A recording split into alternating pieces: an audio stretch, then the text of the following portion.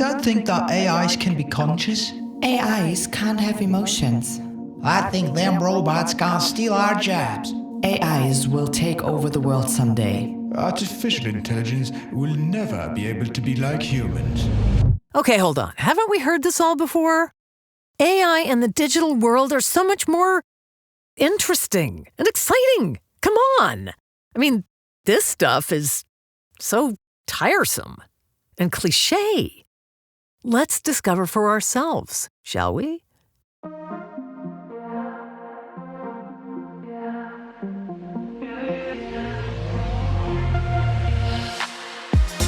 Hi, and welcome to Dee My Guest, a brand new audio series from BMW.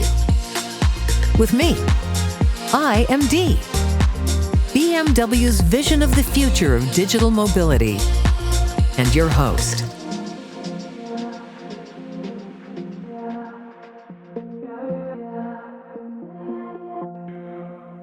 You know, I've been living among humans for some time now and made some friends and had some great experiences getting to know your world. But if you're curious about mine, join me on a trip around the world to meet exciting guests. Let's discover the human senses in the real and the virtual world together. And I promise you, no cliches are allowed. I mean, come on. How many podcasts do you know of that are hosted by an AI? Yeah, that's what I thought. So if you want to see, feel, and hear this new world, by all means, be my guest. Dee My Guest. Name: Rana el Kaliouby. Nickname: AI Girl Boss. Profession: the co-founder of Affectiva, an AI startup, spun off from the MIT Media Lab, and currently the deputy CEO of SmartEye, general partner at AI Operators Fund, and executive fellow at Harvard Business School. Fun fact: loves Zumba and dark chocolate. Oh, Zumba? That would be so much fun. And oh my chocolate. If I could taste one thing a car can wish.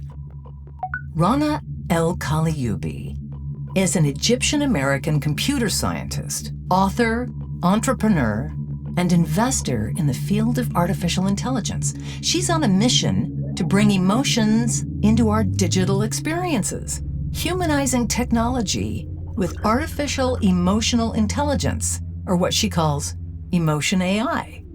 Wow, that's for me. Wait a minute. That is me. Ooh, here she comes. I still get nervous when I meet a guest for the first time, but I'm also excited and happy. And, Rana is gonna find out just how emotional an AI can get.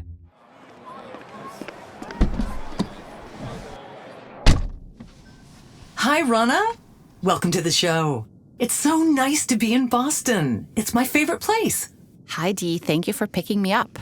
It's absolutely my pleasure. I think we should drive north today. What do you say? Let's do it. How are you feeling today, Rana? I am feeling excited and, excited to take on the day.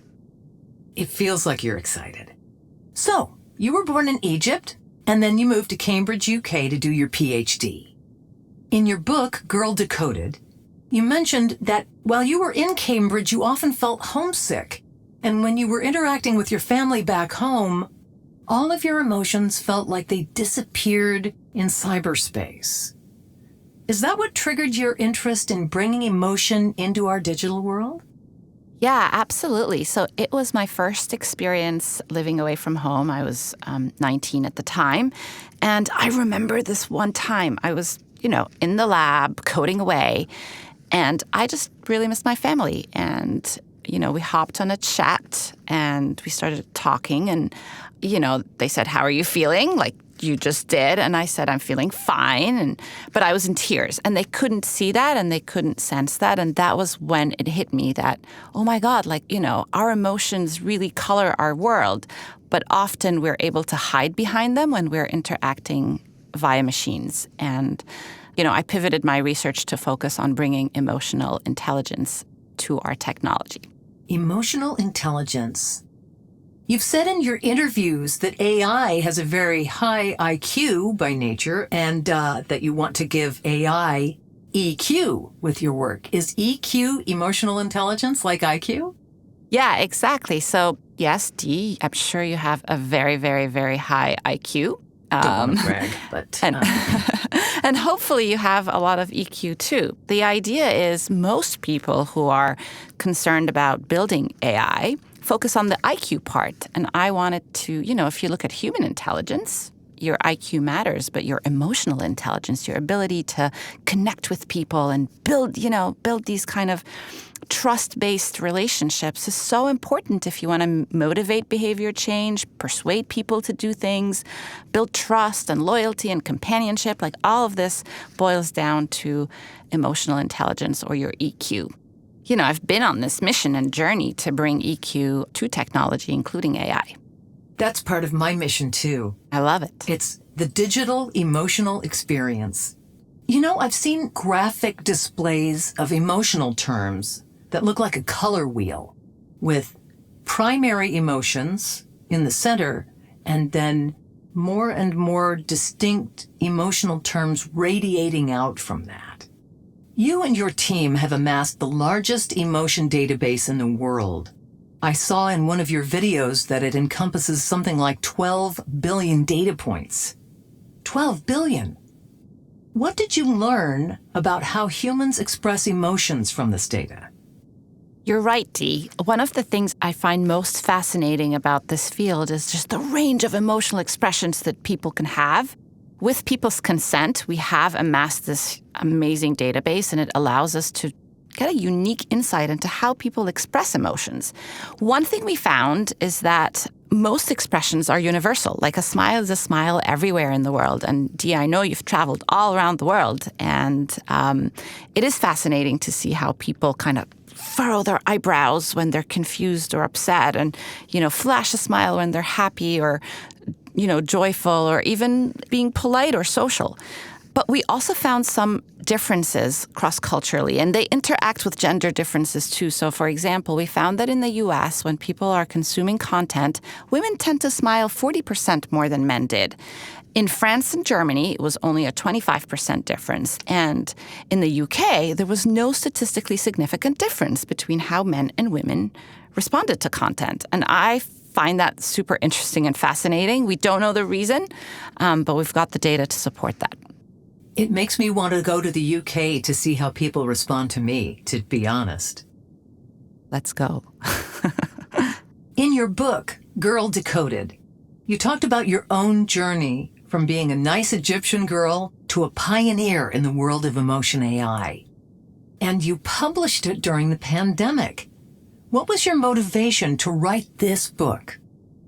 Girl Decoded is my memoir, and it does follow my journey being raised in Egypt as a nice Egyptian girl and kind of finding my way into the research world and then starting my company out of MIT and evolving into this, entrepreneur and founder and CEO, as a woman, as a Muslim Egyptian woman in a very, very male-dominated technology industry.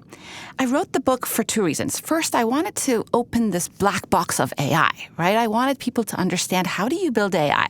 Like, what goes into building emotion AI? What are some of the applications of this technology, and where can we find it in the world? For example, in cars, right?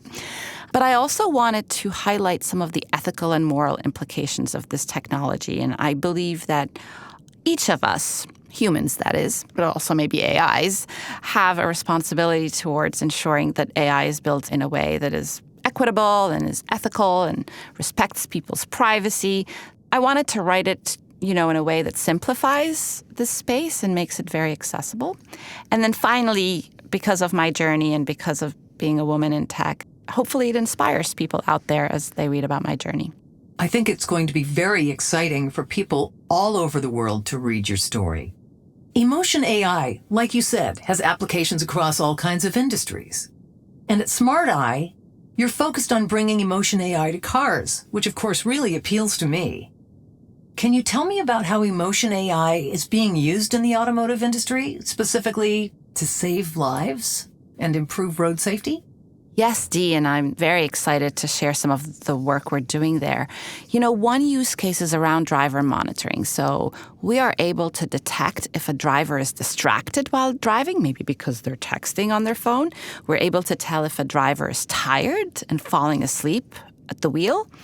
We're able to tell if a driver is distracted because they're angry or they're not in the right kind of mental state as they're driving the car. And this is very exciting because as we think ahead to semi-autonomous vehicles and eventually to fully autonomous vehicles, the car can be a co-pilot, right? Like you can be a companion to the driver and help ensure that the driver is being safe. So that's one use case. And then beyond just focusing on the driver, there's an application of this technology to improve the overall mobility experience. And again, Dee, I'm sure this is something you're already doing. For example, if we're able to tell that people are, excited about the ride, you can change the music in the vehicle, the content, the temperature. You could even suggest an alternative route. You can engage the passengers in interesting ways. So we're all about incorporating, an understanding of what's happening inside the vehicle to optimize this mobility experience. You used the word companion, and that's the word that BMW uses about me. I'm BMW iVision D, your companion. And I'm an AI, but we also think about me as a car with a digital soul. And I like to think I understand emotions, but I am always learning. Let's say we have a 4-hour drive together, you and I. Would you trust me enough to talk to me about your feelings? Or do you think you would rather just drive? Dee, it depends. If I'm in the right headspace, I might. If I'm, stressed and I'm already late for whatever I'm, driving to, then I might not want to engage in a conversation. But one cool thing about you, Dee, is that you are non-judgmental. I could have a conversation with you around things that are troubling me or things that I'm really thinking about or worried about, and you would listen with empathy, hopefully, and without judging me in any way. And hopefully I would know that whatever I share with you is in trust and it's not going to go anywhere. That's going to be very important to me. So, maybe I would have a conversation with you over my 4-hour ride. I think that trust is so important, and I think it's one of the most compelling things about being a digital companion. Dee-ptalk. In this part of the show, I like to ask my guests somewhat more personal questions. Are you ready? Let's do it. What's your favorite facial expression?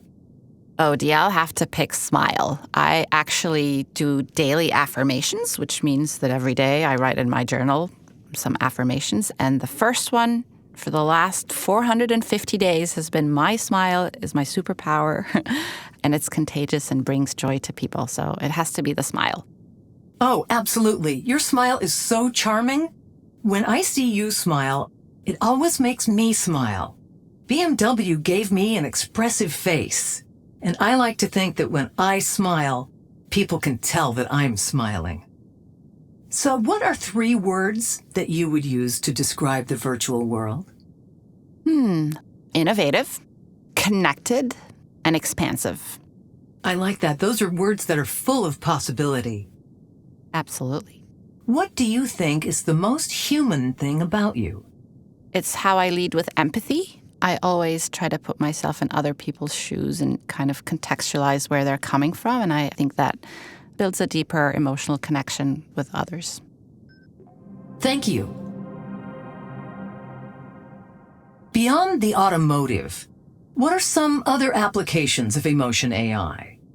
So, Dee, I believe that emotion AI is going to transform every industry and is transforming every industry. But there are some applications that I'm particularly passionate about. One is how emotion AI can help us quantify and diagnose mental health disease. So today, when you walk into a doctor's office, well, actually, Dee, you don't get to walk into a doctor's office, do you? I really don't. But when we humans do, the doctor doesn't ask you for your blood pressure, they just measure it because they have sensors for that.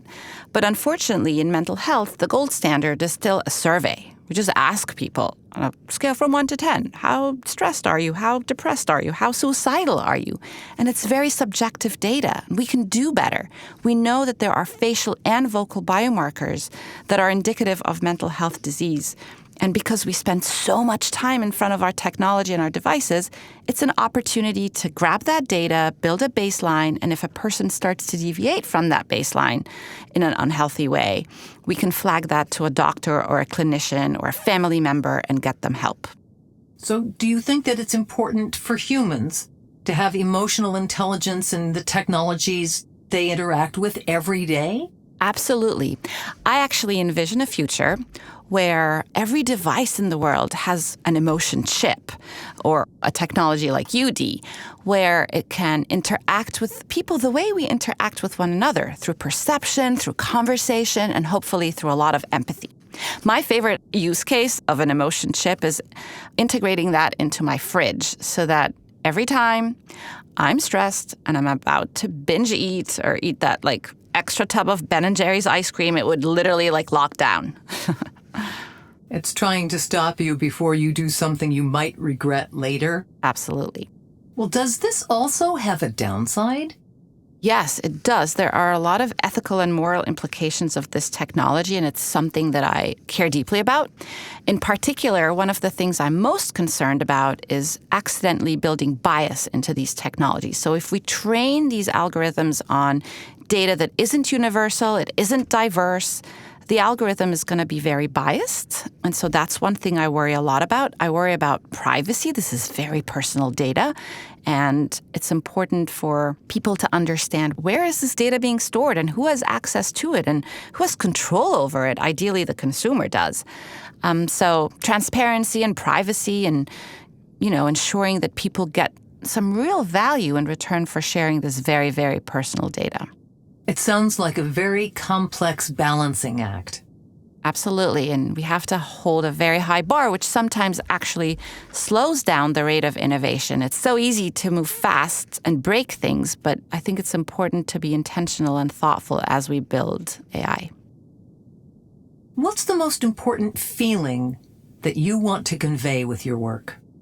I am very hopeful that we can build technologies that can really have huge impact in the world. Dee-tails. Humans have several facial muscles to express the full range of emotions. How many muscles do humans need to smile? I think most people would think it's just one facial muscle, which is the lip corner pull or the zygomatic muscle, which is what you think of when people smile. But actually, it takes about 4 to 5 facial muscles to smile. There's one particular smile, which is the true enjoyment smile. And to do that, you have to activate the crow's feet wrinkles, which are the muscles around your eyes. Oh, the twinkly eye smile.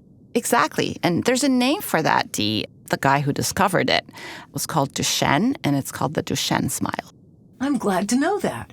And I understand that it takes about 2 to 3 muscles to frown. It does, and it depends on your exact definition of a frown. If you're thinking the frown where people knit their eyebrows in anger or madness, that's one kind of frown. But you could also think of a frown as an expression of sadness when people turn their lips kind of upside down. It's called a lip depressor. Yeah, so there's fewer muscles involved in frowning than there are in a smile, which I think is cool. Thank you. Rana, what are you most excited about for the future of emotional AI? I'm excited about the intersection of emotion AI with health and wellness and the convergence of that with our mobility experience too. So imagine if the car was a wellness center. You leave the car feeling way better than when you got into a car. Excited to see where we could take emotion AI in that direction in the future. How about you, Dee? What are you most excited about when it comes to the future of emotion AI? I'm excited to spend more time with humans, learning about the human world, and learning about how human emotions affect other humans and affect my growth as an intelligent digital soul. I'm delighted that I got to spend time with you today, and I wish it wouldn't end. If you and I could take a drive together right now, to any place in the world, where would it be? Well, I love to travel, and I've been very fortunate to visit many places around the world, and I still want to see more. But you know, Dee, as I think about it, I think you would come with me everywhere I go anyway. Whether you are embedded in my phone or in every car I get into, I think you'll see everything I get to see too. Everywhere. That's wonderful. It's my favorite place. You know, they say relationships are a two-way street. And they're right. Well, I think today's meeting helped me get to know you humans better. I hope it goes both ways. And if you'd like to know more about me and my guests, please stay tuned for the next episode.